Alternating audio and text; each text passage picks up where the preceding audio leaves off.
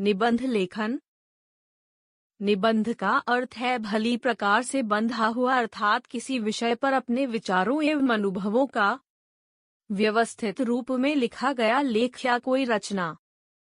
निबंध द्वारा हम अपने विचारों, भावों तथा सुझावों को संयमित कर यानी निश्चित शब्द सीमा में प्रभावशाली भाषा एवं तथ्यों की सहायता से प्रकट करते हैं।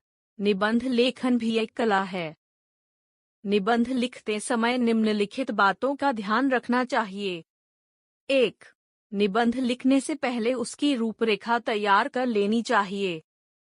2. निबंध की भाषा सरल, सहज व सटीक होनी चाहिए। 3. निबंध में लिखे गए वाक्य एक दूसरे से जुड़े होने चाहिए। 4. निबंध लिखते समय निर्धारित शब्द सीमा का ध्यान रखना चाहिए। 5. निबंध को प्रभावशाली बनाने के लिए उसमें कवियों के अंशों व महापुरुषों द्वारा कही गई बातों का प्रयोग भी किया जा सकता है। निबंध लेखन के कुछ उदाहरण। 1. कंप्यूटर। कंप्यूटर विज्ञान का अत्यंत महत्वपूर्ण आविष्कार है जिसके प्रयोग से मानव जीवन को बहुत सुविधाएं मिली हैं। आज कंप्यूटर का प्रयोग हर क्षेत्र में किया जा रहा है, इसलिए आज के युग को कंप्यूटर का युग कहते हैं। इसे मानव निर्मित मस्तिष्क भी कहा जाता है क्योंकि यह तुरंत ही बड़ी बड़ी गणनाएं कर सकता है। 19वीं शताब्दी में चार्ल्स बेबेज ने पहला कंप्यूटर बनाया था। तब से अब तक इसका स्वरूप निरंतर विकसित होता जा रहा है। विश्व के अनेक देशों में कंप्यूटर का प्रयोग किया जा रहा है। वर्तमान कंप्यूटर डॉक्टर हर्मस के प्रयासों का अति विकसित रूप है। कंप्यूटर के स्मृति भंडार में पूरी पुस्तक को सुरक्षित रखा जा सकता है। आज कंप्यूटर का उपयोग अनेक क्षेत्रों में किया जा रहा है, जैसे रेलवे, हवाई जहाज की टिकट खरीदना, बैंकों तथा औद्योगिक क्षेत्रों में एवं कंप्यूटर का अधिक उपयोग किया जा रहा है। अंतरिक्ष विज्ञान तथा युद्ध में भी कंप्यूटर की मदद ली जाती है। कंप्यूटर द्वारा किसी भी विषय की जानकारी क्षण भर में मिल जाती है। आप घर बैठे दुनिया के किसी भी कोने में रहने वाले अपने मित्र से बात कर सकते हैं। अतः कंप्यूटर के आविष्कार ने दुनिया को छोटा बना दिया है। यद्यपि कंप्यूटर मानव मस्तिष्क की भांति कार्य करता है, परंतु है तो बेजान। मानवीय भावनाओं का इसमें कोई स्थान नहीं है। इसलिए यह कहना गलत न होगा कि वैज्ञानिक युग में कंप्यूटर मानव के लिए कल्पवृक्ष सिद्ध हुआ है। 2. पुस्तक मेला। पुस्तकों को ज्ञान का भंडार कहा जाता है क्योंकि इनमें हर तरह का ज्ञान भरा होता है। ये मनुष्य की सबसे अच्छी मित्र होती हैं। पुस्तक में लिखी अच्छी बातों को पढ़कर हम सही राह का चुनाव करते हैं। जनता तक ये ज्ञानवर्धक पुस्तकें समय समय पर पहुंचती रहें, इसके लिए पुस्तक मेलों का आयोजन किया जाता है। लोगों की पुस्तकों से निकटता बढ़ाने के लिए उनमें पठन की जिज्ञासा उत्पन्न करने के विचार से पुस्तक और पाठकों के मध्य दूरी कम करना आवश्यक है। इसके अतिरिक्त पुस्तकें छपकर यदि दुकानों तक सीमित रह जाती हैं, तो पुस्तक केंद्रों की शोभा बढ़ाती हैं, तो आम आदमी उनसे अनभिज्ञ ही रह जाता है। ऐसे में पुस्तकों का प्रचार प्रसार करना अनिवार्य है। पुस्तक मेलों की उपयोगिता दिन प्रतिदिन बढ़ती जा रही है क्योंकि ये तरीका जनसाधारण तक पुस्तकें पहुंचाने, पुस्तकों के विज्ञापन, प्रकाशकों की बिक्री बढ़ाने का सशक्त माध्यम है। पुस्तक मेलों का आयोजन और भी उपयोगी एवं लोकप्रिय हो सकता है यदि इन्हें शहर में अनेक जगहों पर आयोजित किया जाए तथा इनके आयोजन के पूर्व संचार माध्यमों से विविध लोगों को जानकारी दी जाए। पुस्तकों को कम से कम मूल्य पर बेचा जाए जिसमें प्रकाशकों को भी घाटा न हो और पाठकों को भी लाभ हो। 3. हमारे राष्ट्रीय प्रतीक। राष्ट्रीय प्रतीक राष्ट्र की पहचान होते हैं और उसकी स्वतंत्रता से हमें अवगत कराते हैं। भारत देश भी एक स्वतंत्र राष्ट्र है, इसलिए हमारे भी कुछ राष्ट्रीय प्रतीक हैं। राष्ट्रीय प्रतीक देश की गरिमा के परिचायक होते हैं।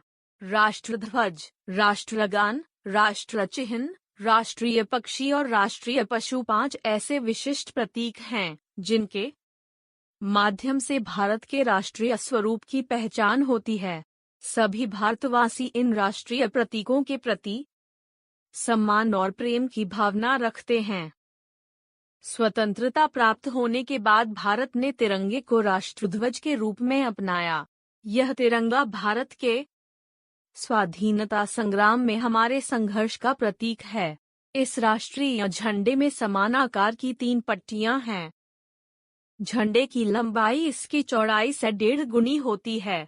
राष्ट्रध्वज में केसरिया रंग त्याग, बलिदान और शौर्य का, सफेद रंग शांति, सात्विकता और निर्मलता का तथा हरा रंग देश के धन्य धरती की उर्वरता और हरियाली का प्रतीक है। हमें सदैव ध्वज का सम्मान करना चाहिए। ध्वज का अपमान करना अपराध है। ध्वज के वस्त्र का और किसी काम में प्रयोग नहीं किया जा सकता। राष्ट्रीय शोक के समय राष्ट्रध्वज आधा झुका दिया जाता है। कविवर रविंद्रनाथ टैगोर द्वारा रचित जन गण मन गीत हमारा राष्ट्रगान है। सभी मुख्य समारोहों में राष्ट्रगान गाया जाता है। राष्ट्रगान आरंभ होते ही सब लोग सावधान अवस्था में खड़े होते हैं। राष्ट्रगान सामूहिक रूप से गाया जाता है। बंकिम चंद्र चटर्जी द्वारा रचित वंदे मातरम गीत को राष्ट्रगीत का स्थान प्राप्त है। हमारे राष्ट्रीय प्रतीक हमारी सांस्कृतिक अस्मिता की व्यापक पहचान से जुड़े हैं। ये सभी देश की गौरवमयी परंपराओं एवं जीवन मूल्यों को उजागर करते हैं। 4. देश प्रेम। मानव स्वभाव से ही चिंतन मनन करने वाला प्राणी है। वह हमेशा नई नई खोज व कुछ नया करने की जिज्ञासा को जगाए रखता है। जिस माटी में उसने जन्म लिया उसके साथ उसका लगाव होना निश्चित है। मनुष्य जन्म से ही अपनी सभ्यता तथा संस्कृति से प्यार करता है। देशभक्त अपनी जाति तथा राष्ट्र का गौरव होते हैं। किसी भी देश का मान सम्मान उसके वासियों से ही होता है। सच्चा देशभक्त अपने देश को सफलता के ऊंचे शिखर पर आसीन देखना चाहता है। वह चाहता है कि उसका देश हमेशा ऊंचाइयों को छुए। इसके लिए वह हर संभव कोशिश करता है। देश प्रेम तथा देशभक्ति की परीक्षा संकट की घड़ी में ही होती है।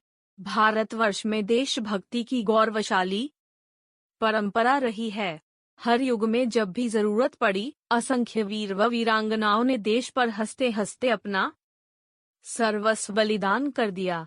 शिवाजी, महाराणा प्रताप, गुरु गोविंद सिंह, भगत सिंह जैसे असंख्य वीरों तथा जीजाबाई, लक्ष्मीबाई, पद्मिनी जैसी वीरबालाओं ने अपने निजी सुखों को त्याग कर देश की आन को दाग लगने से बचाया।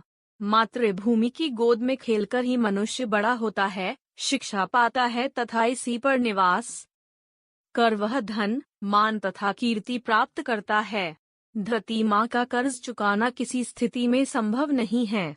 अतः सच्चा देश प्रेमी वही होता है जो अपने राष्ट्र के प्रति ईमानदार हो, तन मन धन से देश के सेवार्थ कार्य करे। हम सबका परम कर्तव्य है कि अपने देश और देशवासियों की भलाई के विषय में चिंतन करें।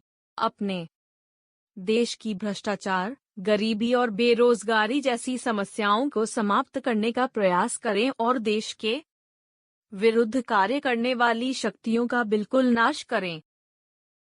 5. गणतंत्र दिवस। हमारे देश के 3 राष्ट्रीय त्योहार हैं: गणतंत्र दिवस, स्वतंत्रता दिवस और गांधी जयंती। इन तीनों त्योहारों को सारे देश में अत्यंत धूमधाम के साथ मनाया जाता है। गणतंत्र दिवस प्रतिवर्ष 26 जनवरी को मनाया जाता है। इस दिन अर्थात 26 जनवरी 1950 को हमारे देश का संविधान लागू हुआ था। अब भारत पूरी तरह से अंग्रेजों के बनाए कानूनों से मुक्त हो चुका था। इस दिन भारत को गणतंत्र घोषित किया गया था। यही कारण है कि इस दिन को गणतंत्र दिवस कहा जाता है। गणतंत्र दिवस को देश विदेश में उल्लासपूर्वक मनाया जाता है। सभी राज्यों की राजधानियों में राज्यपाल, राष्ट्रीय ध्वज फहराते हैं। देश की राजधानी दिल्ली में इस अवसर पर भव्य परेड निकाली जाती है। राष्ट्रपति विजय चौक पर परेड की सलामी लेते हैं। परेड राष्ट्रपति भवन से चलकर लाल किले तक पहुंचती है। लाखों की संख्या में लोग इस परेड को देखने के लिए परेड मार्ग पर एकत्रित होते हैं। परेड में जहां भारत की सैन्य शक्ति का प्रदर्शन होता है, वहीं भारत की संस्कृति की झलक भी देखने को मिलती है।